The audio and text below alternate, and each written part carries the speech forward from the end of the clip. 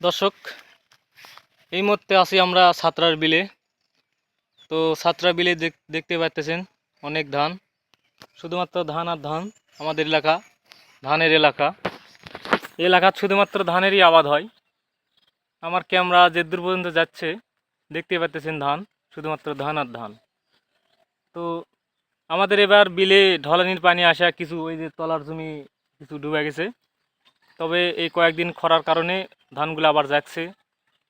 এই যে আমার জামাই কোদাল নিয়ে আসছে এই মানে ভিঁয়ে পানি কাটা দেওয়ার জন্য, কারণ ধান আর 2-4 দিনের ভিতরেই কাটা হয়ে যাবে। ধান মোটামুটি কলা পাক ধরে গেছে।